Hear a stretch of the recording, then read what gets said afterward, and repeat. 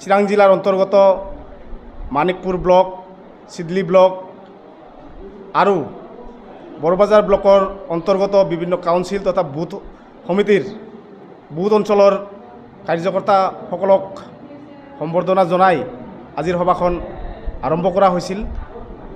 আৰু আমাৰ এই সভাখনৰ উদ্দেশ্য এটাই যে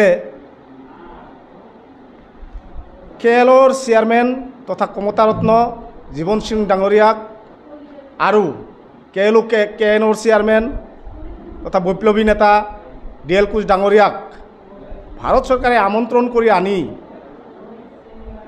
2 বছৰ অতিক্ৰমৰ পথত কিন্তু আজিলৈকে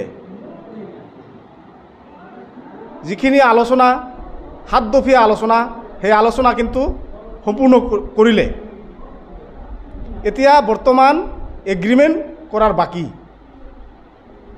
কিন্তু খুব দুৰ্ভাগ্য কথা, আজিলৈকে KLO আৰু KNৰ লগত ভাৰত চৰকাৰে এগ্ৰিমেণ্ট কৰাত সময় দিয়া নাই। তো আমি চিৰাং জিলা কাউন্সিলৰ পৰা এটাই দাবী জনাইছোঁ আজিৰ অধিৱেশনৰ জৰিয়তে যে কোচ ৰাজবংশীসকলৰ যি দীৰ্ঘদিনীয়া সমস্যা, এই সমস্যাসমূহ কি সমাধান নকৰিব নেকি? KLক আনি কি তাতে বহাই ৰাখিব নেকি? কেতিয়া কৰিব শান্তি চুক্তি? কেতিয়া আমাৰ কমতাপুৰ ৰাজ্য গঠন কৰিব? আমি এটা কথা কওঁ, অতি শীঘ্ৰে যদি KN আৰু KLৰ চেয়াৰমেন জীৱন সিঙৰ লগত শান্তি চুক্তি আলোচনাত সম্পূৰ্ণ নকৰে, তেনেহ'লে কিন্তু আমি বিভিন্ন ধৰণৰ কাৰ্যসূচী হাতত ল'বলৈ বাধ্য হ'ম। আৰু এটা কথা আমি জনাই দিব বিচাৰোঁ এই সভাৰ জৰিয়তে যে কোচ ৰাজবংশীসকল জাগ্ৰত হৈছে আৰু কিন্তু জাগি উঠিছে।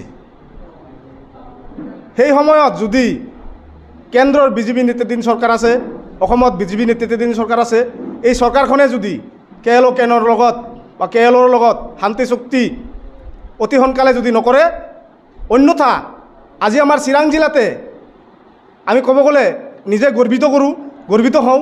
আমি চিৰাং জিলাতে 20খন আমাৰ অঞ্চল কমিটি, অঞ্চল কাউন্সিল গঠন হৈছে। 110খনৰো অধিক বুথ অঞ্চল কমিটি গঠন হৈছে আৰু 3টা ব্লক কাউন্সিল গঠন হৈছে। আমি কিন্তু এক বিশাল কাৰ্যসূচী, বিশাল গণসমাৱেশ ইয়াত কিন্তু ৰাষ্ট্ৰীয় ঘাইপথৰ পৰা আৰম্ভ কৰি ৰেলপথ পৰ্যন্ত আমি অৱৰোধ কৰি চৰকাৰক দেখুৱাই দিব পাৰোঁ। যি কি নহওক, 21 তাৰিখে যি দিল্লীত পাৰ্লিয়ামেণ্ট অধিৱেশন চলিব, সেই অধিৱেশনৰ সময়তে 21 তাৰিখে আমি গুৱাহাটীত মাছ গেডাৰিং কৰি অসমৰ মাননীয় মুখ্যমন্ত্ৰী ডক্টৰ হিমন্ত বিশ্ব শৰ্মাৰ জৰিয়তে ভাৰতৰ ৰাষ্ট্ৰপতি আৰু ভাৰতৰ প্ৰধানমন্ত্ৰী মহোদয়লৈ আমি স্মাৰক পত্ৰ প্ৰদান কৰিম। তাৰ পাছতো যদি গা নলৰে, তেনেহ'লে আমি আৰু কিন্তু বিভিন্ন ধৰণৰ কাৰ্যসূচী হাতত ল'বলৈ বাধ্য হ'ম। আৰু অন্যথা আমি খালি আন্দোলন কৰিয়ে যে চৰকাৰক বাধ্য কৰাম, সেইটোও কথা নহয়।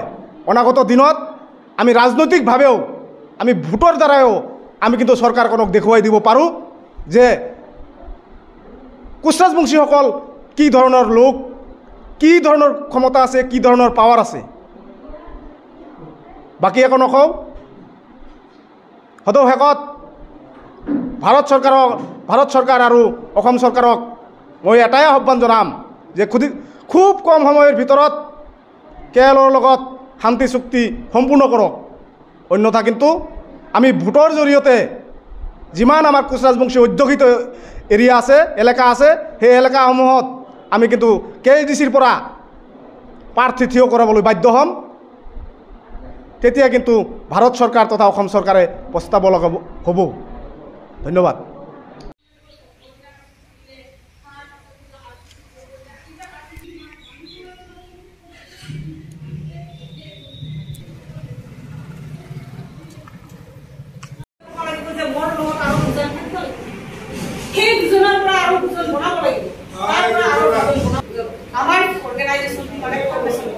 আমি যে গোটেই মই এলেকাটো তাৰপিছত অৰ্গেনাইজেশ্যন অবজাৰভেশন বেসিছত মানে খালি অৰ্গানাইজেশন কৰিলেই নহয় আমাৰ কিছুমান মানে মৰেল ডিউটি থাকিব মৰেল ডিউটি এনেকুৱা থাকিব লাগে যে আমাৰ যদি কাৰোবাৰ বেমাৰ হয় আমি তেওঁলোকক খবৰ কৰিব পাৰিম তাৰ পাছৰ কথাটো হল আটাইতকৈ আমাৰ ইন্ডিজিনিয়াস যেটো আইডেন্টিটি ক্ৰাইসিস আহিছে নাজানো কিন্তু বঙাইগাঁৱত মানে ধাৰাখাৰ মানে বঙাইগাঁৱত মানুহবিলাকে ভাবে আছে কিন্তু বঙাইগাঁও ৰাজবংশী ন্যূনতম দিন দিলে থাকে আমাৰ বাড়িত গতিকে আমাৰ এখন বাহৰ বাড়ি থাকে এখন তামোলৰ বাড়ি থাকে বহুত বাড়ি থাকে এতিয়া